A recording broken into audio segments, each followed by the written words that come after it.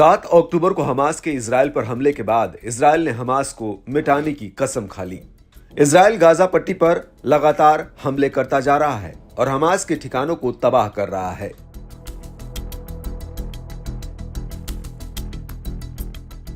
इन हमलों के दौरान गाजा के आम लोगों, महिलाओं और बच्चों की जिस तरह से मौत हुई, उसकी आलोचना दुनिया के कई देश कर रहे हैं।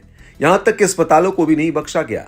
ऐसे में इजराइल ने अपना पक्ष ये रखा कि हमास के लड़ाके अस्पतालों के नीचे सुरंग बनाकर हथियारों के साथ जमे हुए हैं, जिसकी वजह से ये हमले किए गए।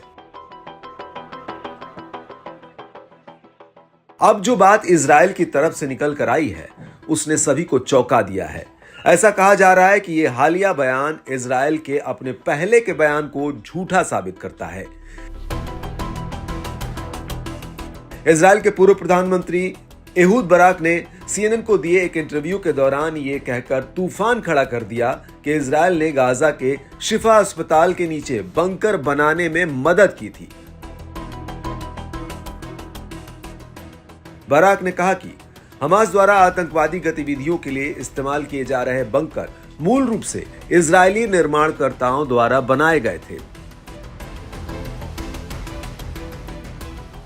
ये चौंकाने वाला जवाब सुनकर जब टीवी एंकर ने दोबारा पूछा कि क्या आप गलती से ऐसा बोल गए हैं, तब भी बराक अपनी बात पर कायम रहे और आगे कहा, नहीं, आप जानते हैं, कुछ दशक पहले हम इस जगह को चला रहे थे, इसलिए हमने उनकी मदद की। हमने अस्पताल को चलाने के लिए ये बंकर बनाए जिससे ज्यादा जगह मिल सके। अब ऐसे में इजराइल के आलोचक ये सवाल उठा रहे हैं कि अगर खुद इजराइल ने ही इन बंकरों का निर्माण कराया, फिर इजराइल जो हमास के लिए ये कहकर अपना बचाव कर रहा था कि हमास ने शिफा अस्पताल के नीचे सुरंग बनाया है, ये बस मनगढ़ंत और झूठी बातें हैं।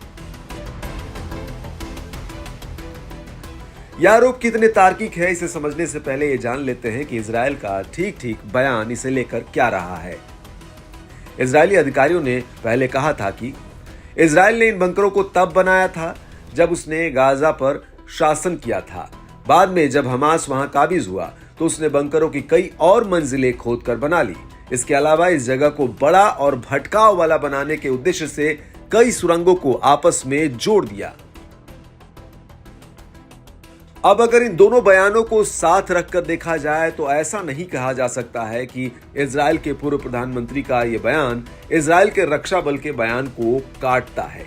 लेकिन फिलहाल तो इस बयान के बाद अंतर्राष्ट्रीय राजनीति में काफी हलचल है और इसे अलग अलग तरीके से परखा और समझा जा रहा है।